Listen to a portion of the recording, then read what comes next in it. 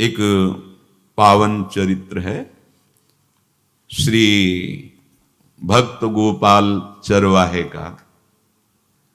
पहले ऐसा हुआ करता था कि सबकी गायें जैसे चराए तो सब लोग अन्न आदि जो है उसके घर भिजवा देते थे और गायें छोड़ देते थे। वो ग्वाला ही कहा जाता था। सैकड़ों लोगों की गाय चराता था और उसके घर में अन्न आदि जो आवश्यक सामग्री है भिजवा दी जाती थी। ना तो एक अक्षर वो पढ़ा लिखा था और ना कभी उसने भगवान का नाम या कोई चर्चा सुनी थी। उसके कोई परमार्थ से संबंध ही नहीं था। बस गाय चराते थे, जंगल में रहते थे, पत्नी भोजन पहुंचा देती थी और परिवार चलाने के लिए गांव के लोग दे देते थे अन्न, क्योंकि सबकी गाय चराते थे। ना तो उसको किसी धर्म का ज्ञान था, ना किसी साधना का ज्ञान था। एक दिन देखा जंगल से एक मंडली जा रही संतों के। ओ श्री राम जय राम जय जय राम, श्री राम जय राम, ऐसे कीर्तन। संत जन पहले मंडली बना के चलते थे तो नाम कीर्तन पद कीर्तन ऐसे। उसको बड़ा आनंद आया। उसको लगा कि इतने झूम झूम कर संत जन गा रहे हैं, किसी से बात नहीं की, पकड़ लिया। अब पूरा तो नहीं, बस उतना राम राम राम राम ऐसे करने लगा। देखो कई बार कहा है यदि आप बिना गुरु मंत्र के भी नाम जप करेंगे तो नाम जप आपको गुरु तक पहुंचा देगा, क्योंकि गुरु प्रदत्त नाम भगवत साक्षात्कार कराता है। 50 वर्ष की अवस्था लगभग हो गई थी। कभी कोई तीर्थ याटन, धर्म कार्य, शास्त्र स्वाध्याय, सत्संग कुछ नहीं। देखो कृपा, विश्वास। अब वो अलौकिक ढंग से नाम में मिठास लगने लगी उसको। तो जोर जोर से कभी कभी नाच पड़ता, चरवाहा है ना, गाता, तो और जो लोग थे उसका उपहास करते। अरे नरक में भी ठौर नहीं मिलेगी, जिंदगी में कुछ पुण्य नहीं किया, ये ऐसे लोग बहुत उपहास करने वाले। ऐसे करने से क्या मिलेगा, नाम से कुछ हो जाएगा। उसने कहा हमने तो कभी सोचा ही नहीं कि कुछ होगा, हम तो ऐसे ही गा रहे। पर ये लोग उपहास कर रहे हैं, क्या गलत है क्या ऐसा गाना? जब तक दृढ़ ज्ञान नहीं होता तब तक माया फिसला सकती है। उसने कहा कि हम किसी लाभ के लिए, बैकुंठ जाने के लिए या कोई लाभ के लिए नहीं जपते, हमें तो अच्छा लगा, वो गा रहे थे संत जन तो हम गाने लगे। क्या सही में आप लोग समझते हैं कि ये गलत है? उनका तुम मूर्ख हो, तुम्हारी क्या समझ में आए? और उपहास करते उसका। उसके मन में एक बात आई, कोई ये प्रमाण दे दे मुझे कि ये जो मैं संतों के मुख से सुना नाम, ये परम सत्य है, ये परम सुखकारी है, और इससे क्या वैकुंठ मिल जाएगा? कोई तो मिले मुझे। और जब किसी के हृदय में ऐसी आकांक्षा होती है तो वही मिल जाते हैं जो सबके हृदय की जानते हैं। एक दिन उसने देखा जब लोग दिल्ली की हंसी मजाक कर रहे थे, उसी समय एक लंगोटी पहने हुए, हाथ में कमंडल और दंड धारण किए हुए कोई वीतराग परमहंस दौड़ा, चरणों में गिर गया। महाराज महाराज, बस एक बात आप बता दीजिए, जो हम राम राम कह रहे हैं, ये लोग उपहास करते हैं, क्या इससे हमारा कल्याण हो जाएगा, वैकुंठ मिल जाएगा? तो उन्होंने कहा बेटा ये बहुत मंगल में भगवान का नाम है, पर हमें लगता है कि तुम्हें गुरुदेव की आवश्यकता है। यदि तुम गुरु कृपा पात्र बन जाओ तो इन उपहास करने वालों की बातें तुम्हारे मन में नहीं लगेंगी और निश्चित तुम्हें भगवत साक्षात्कार हो जाएगा। तो पैर पकड़ लिया और कहा महाराज आप ही गुरु बन जाओ ना हमारे, आप ही हमें मंत्र दे दो। तो उन्होंने कहा हम तो तीर्थ यात्रा में हैं, ऐसा हम नहीं कर सकते, पर यदि तुम भगवान से प्रार्थना करोगे तो तुम्हारे कल्याण के लिए सदगुरु प्राप्त हो जाएगा। इसलिए जैसे कोई पूछते हैं किसको सदगुरु बनाऊं, हम कहते किसी को नहीं, पहले भगवान को मानो, श्री हरि को, जगत गुरु श्री कृष्ण को, फिर उनसे प्रार्थना करो कि यदि आप आवश्यक समझते हो कि सदगुरु के रूप में आप आकर के हमारा कल्याण करेंगे तो मुझे पहुंचा दो, या आप स्वयं आ जाओ। मैं नहीं खोज कर पाऊंगा, मेरी वो दृष्टि नहीं है कि मैं किसी महापुरुष को पहचान सकूं।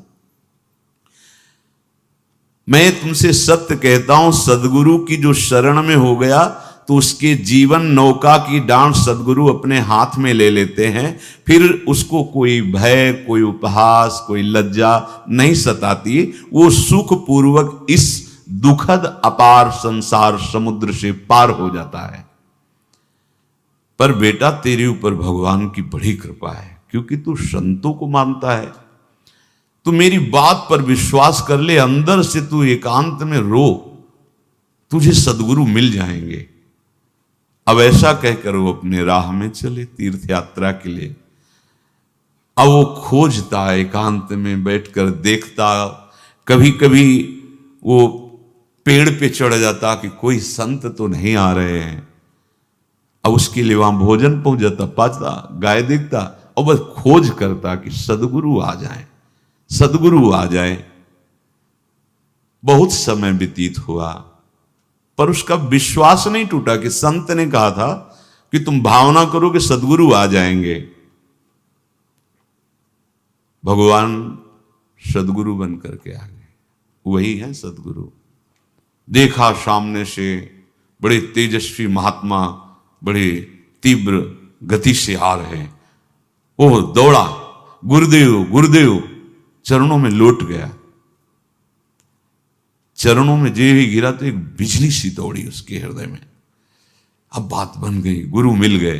वो खड़े हो गए, देखते ही सात्विक भाव उत्पन्न हो रहा है, आंसू निकलने लगे। देखते ही मन में आया कि जो संत कह रहे थे सदगुरु मिल जाएंगे, यही हमारे सदगुरु हैं। हृदय में उत्साह, आतुर आवाज, प्रभु मुझे भवसागर से पार करने वाला गुरु मंत्र दे दो। ऐसे थोड़ी दीक्षा दी जाती कि गली चलते दी जाए, दूंगा। जा पहले स्नान करके आ, फिर एकांत स्थान में बैठेंगे, फिर तेरे को उपदेश देंगे। बोला महाराज, मैं जंगली आदमी हूं, गाय चराता हूं, हमारा घर बार से कोई आना जाना नहीं, यही भोजन आ जाता है।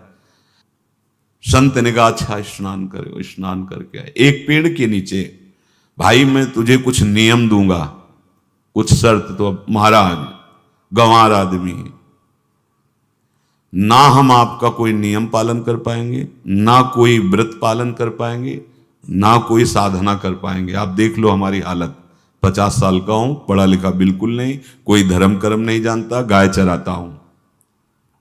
मुझसे बहुत बातें नहीं सदेंगी, अगर एक कोई बात बता दो तो प्रण करता हूं जिंदगी में प्राण त्याग सकता हूं, पर एक बात कोई, एक नियम कोई दे दो। हमें बहुत नियम तो नहीं समझ में आएंगे, एक कोई बात बता दो कि ऐसा कर लेना और मंत्र जपना, तो हम प्राण त्याग सकते, पर आपकी आज्ञा उल्लंघन, पर बहुत हम बातें नहीं मान पाएंगे क्योंकि हमारे इतना ज्ञान नहीं है। गोपाल के वचन सुन करके बहुत प्रसन्न हुए संत भगवान। एक नियम तुझे देता हूं, हमारे आराध्य देव श्री कृष्ण हैं, गोविंद हैं। आज से तुम्हारे आराध्य देव गोविंद हुए, हां श्री कृष्ण हुए। बिना उनको पवाए तुम्हें पाना नहीं है, बस यही तुम्हारे लिए नियम है। तुम्हारे पास जो आवे, सूखी रोटी, दूध, छाछ, जो भी, बिना उनको पवाए पाना नहीं है। सीधा सरल आदमी। गुरुदेव प्राण चाहे चले जाएं, बिना उनको पवाए आज के बाद कभी जिह्वा पे कुछ नहीं जाएगा, ऐसा गुरुजन आदेश करते हैं वैष्णव मार्ग के पथिकों को कि जल भी बिना अर्पित किए मत पियो। अगर आप बिना अर्पित किए पीते हैं तो आपकी बुद्धि में इष्ट देव के प्रति ममत्व तो नहीं आ पाएगा, नहीं आ पाएगा। अब तो गोपाल नाच पड़ा कि गुरु मिल गए, गुरु मंत्र मिल गए और इष्ट का पहचान मिल गई। उसी समय घर से भोजन आया, वही कभी चटनी रोटी, ऐसे ही बैठा एकांत वृक्ष के नीचे, आओ गोविंद भोग पाओ। अब गोपाल विचार में लगा कि आ तो रहे हैं ही नहीं, और गुरुजी ने कहा बिना पवाए पाना नहीं। पूरा दिन व्यतीत हो गया। गुरुजी कह रहे थे घट घट में विराजमान भगवान है तो कहीं से भी प्रकट हो सकते हैं, तो अंदर मंत्र जपता हो, कहता आओ भगवान, पाओ आके, नहीं आए। महाराज हमारे गुरुदेव ने आपका ध्यान जो बताया था वैसे ही आओ, आप पाओ आकर के। रात्रि हो गई, देखा पर वो नहीं आए तो भोजन उठाया, गाय को पवा दिया। तो बहुत सी गायें थी, भूखा रह गया। दूसरे दिन फिर भोजन आया, एक पत्ता तोड़ा, जल से छिड़का पत्ते को और भोजन रखा। भगवान को फिर पुकारा, आओ प्रभु। गुरुदेव ने आज्ञा की, बिना आपको पवाए हम अपनी जबान में नहीं रख सकते। शाम हो गई, रात्रि हो गई, फिर गौ को दे दिया, नहीं पाया। अब एक तो 50 वर्ष की अवस्था और गौओं के पीछे दौड़ना और भोजन पाना नहीं, शरीर में सामर्थ्य धीरे धीरे कम होने लगी। तीसरा दिन, चौथा दिन, पांचवा दिन, छठा दिन, सातवां दिन, दीनानाथ प्राण चाहे निकल जाए, हम गुरु की आज्ञा नहीं तोड़ सकते। अगर आप नहीं आएंगे तो भूखों मर जाऊंगा। पर हम ये बात देखो, ये बात चरवाहा है, कोई साधना पूर्व की नहीं। गौ सेवा के प्रताप से उससे संतों में प्रीति हो गई, नाम की कृपा से, गुरु की कृपा से नामी की प्राप्ति की चाह। ऐसे कई दिन व्यतीत होते गए, अस्थि मात्र होए रहे शरीरा। पूछते कि क्या बात है, भोजन तो हम रोज लाते हैं, आप रोज लेते हैं, क्या पाते नहीं? आपका विषय नहीं। शिक्षा मिलती है यहां, अपने गुरु उपदिष्ट साधन को किसी से बताना नहीं चाहिए। गुरु उपदिष्ट साधन जब तक सिद्धावस्था ना पहुंच जाए तब तक गुप्त रखा जाता है। जो जैसे आप सत्संग सुन रहे हो, इसमें कोई वचन आपको लगा, पकड़ लिया, अब वो जीवन में तभी बोलना जब उसका प्रभाव हमारे जीवन में आ जाए। नहीं ऐसे नहीं बोलना, नहीं तो निकल जाएगा। और अगर रोक लिया तो मंथन करेगा अंदर और आपको उसमें स्थित कर देगा।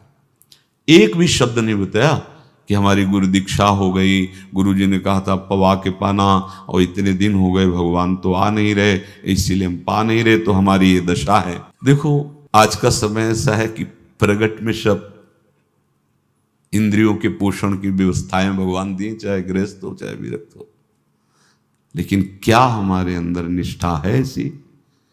सबरी जी जब उनके गुरुदेव पधारने लगे तो चरणों में रो के गिरे कि प्रभु, इस पूरे विश्व में मुझ अधम को सिर्फ आप ही प्यार करने वाले, आप ही ने दुलार करके मुझे रखा, नहीं सब जगह ठोकर मिलती, कोई भी संत महात्मा हमारी तरफ देखना नहीं चाहते, और प्रभु आप जा रहे हो, आप कैसे जीवन? जानते हो क्या कहा? हम तो भजन के प्रभाव से भगवान के धाम जा रहे हैं बेटा, भगवान स्वयं चलकर तुम्हारे पास आएंगे। सबरी जी बहुत वर्षों तक कभी गुरु के वचनों पर अविश्वास नहीं हुआ, क्यों कहते थे भगवान आएंगे, रोज पावड़े डालती हूँ, सोहनी लगा के जल छिड़कती हूँ, रोज लगता है फुसला तो नहीं दिया गुरु जी ने? नहीं, गुरु के वचन भगवान आएंगे।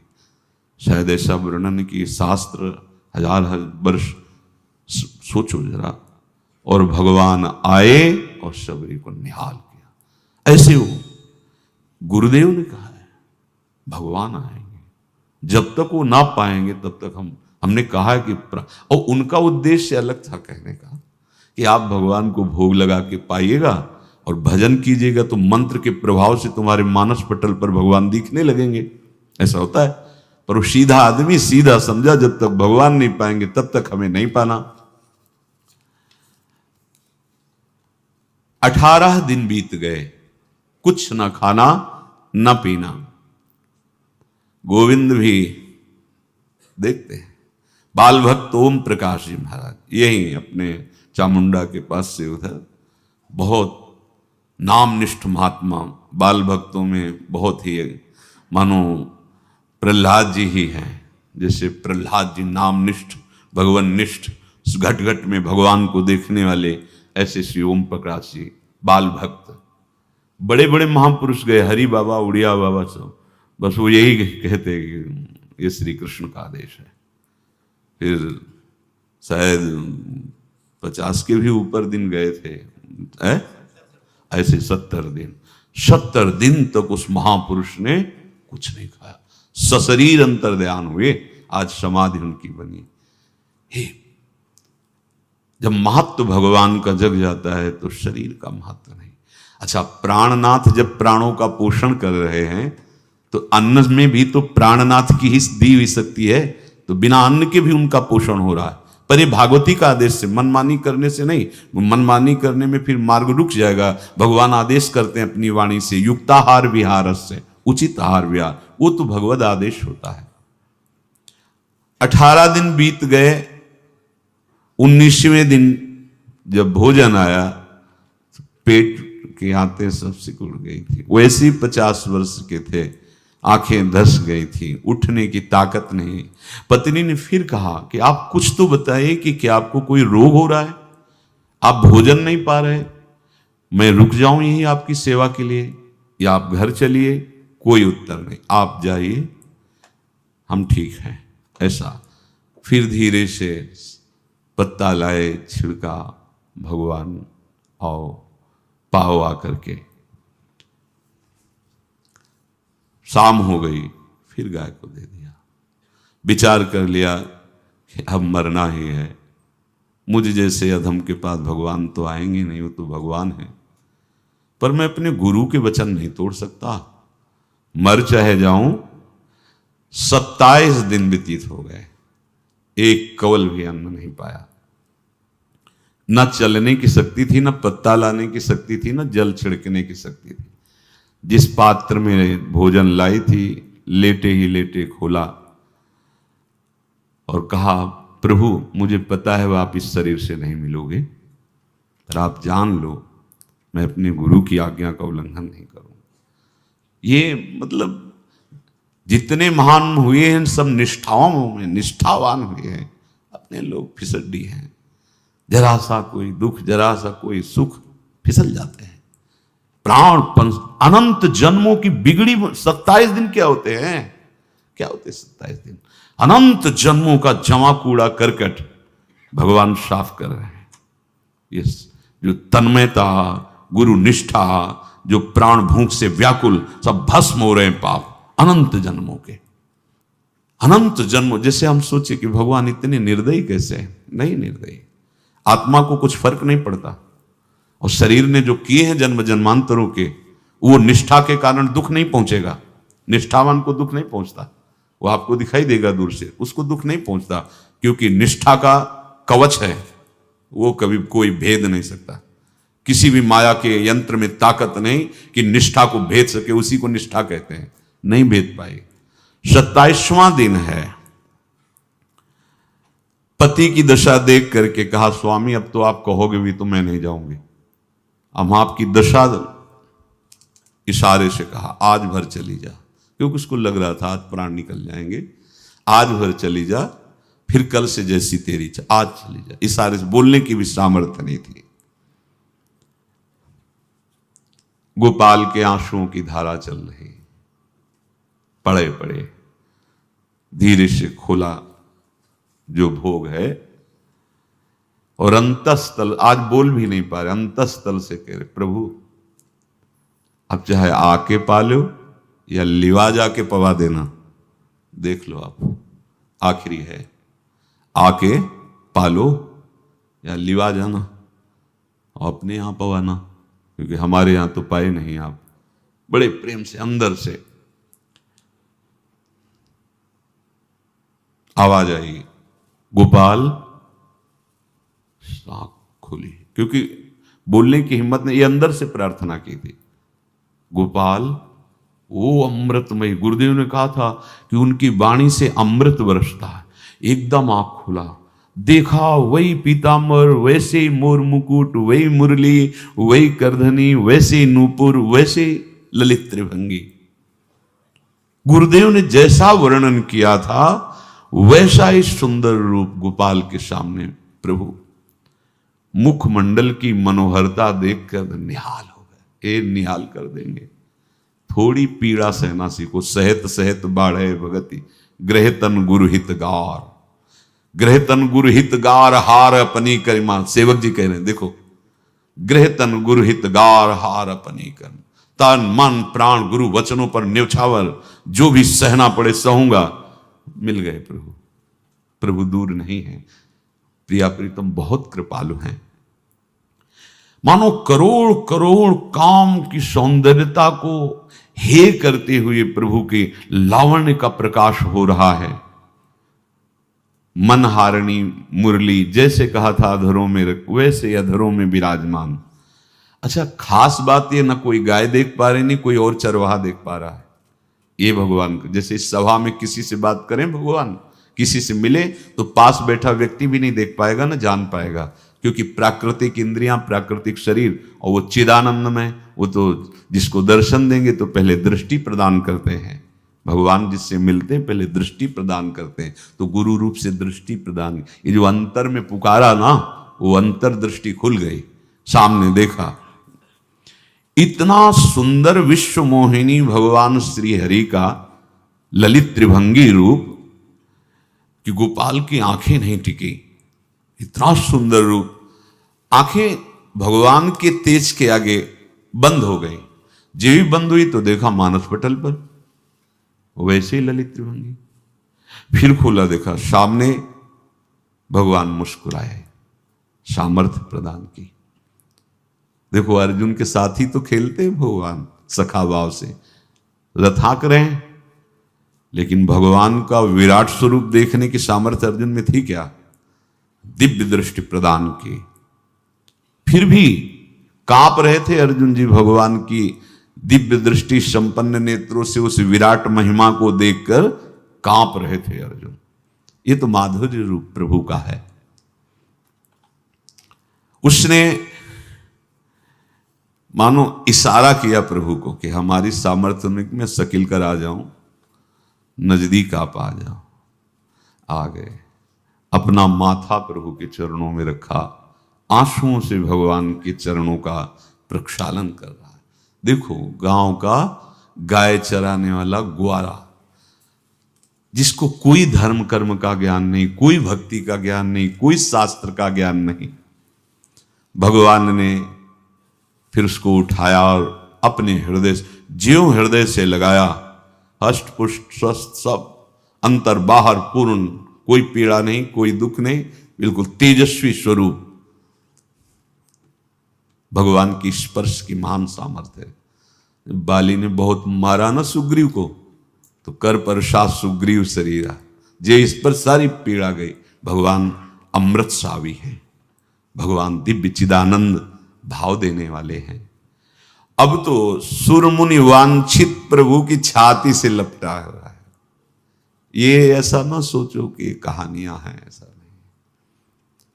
ये सत्य विषय आप भी प्राप्त कर सकते हैं, इसी के लिए रोज सत्संग होता है। जो भगवान से लिपट कर छाती में अश्रु की बूंदे, तो भगवान ये था माम प्रपद्यन्ते, भगवान की अश्रु बूंदों से गोपाल का अभिषेक हो रहा है। मानो सुदामा मिलन हो रहा है जैसे। भगवान को दैन्य बहुत प्रिय है। तभी भाई जी महाराज कहते हैं पद में कि बुद्धिहीन बना दो हे भगवान, हमें बुद्धिहीन बना दो। ये जो बहुत बुद्धि चलती है ना, इसके लिए दौड़ भाग है। नहीं, सीधे प्रभु हमारे हैं, हम प्रभु के हैं। नाम जप आश्रय भगवत प्राप्ति निश्चित। भगवान बोले, प्यारे गोपाल अब तो रो मत, देख मैं तेरे प्रेम में पगी हुई ये जो सूखी रोटियां हैं अभी पाता हूं। और भगवान बैठ गए और उसके घर की जो रोटी थी उसे, देखो मुझे त्रिभुवन का कोई भी भोग प्रसन्न नहीं कर सकता गोपाल, मुझे त्रिभुवन का कोई भोग प्रसन्न नहीं कर सकता। इस बात को समझो। जिनको ये भ्रम हो कि हम अधर्म से कमा के 56 भोग लगा के प्रभु को प्रसन्न कर लेंगे, तो ये बात सुनो। कह रहे मुझे त्रिभुवन का कोई भोग प्रसन्न नहीं कर सकता, मैं ऐसे ही अन्न की चाह रखता हूं। भगवान के वचन, जैसे दुर्योधन का महल का सब वैभव त्याग के, स्वागत ठुकरा के और विदुरानी जी के हाथ का छिलका पाया, मैं ऐसे ही अन्न की चाह रखता हूं, भगवान कहते हैं, बलिहारी है। कभी प्यार से एकांत में रो के इनको पवाना सीखो।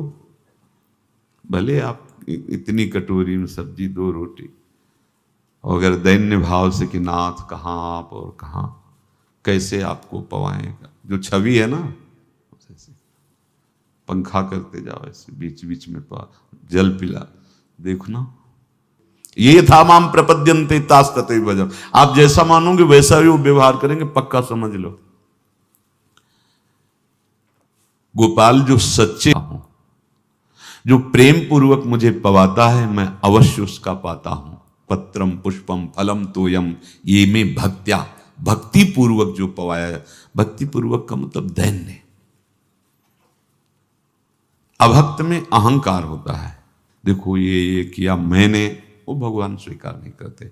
वो आपका शुभ कर्म बन सकता है, अब वो भी धर्म से कमाई की है तो, पर भगवान की प्रसन्नता का हेतु होगा दैन्य।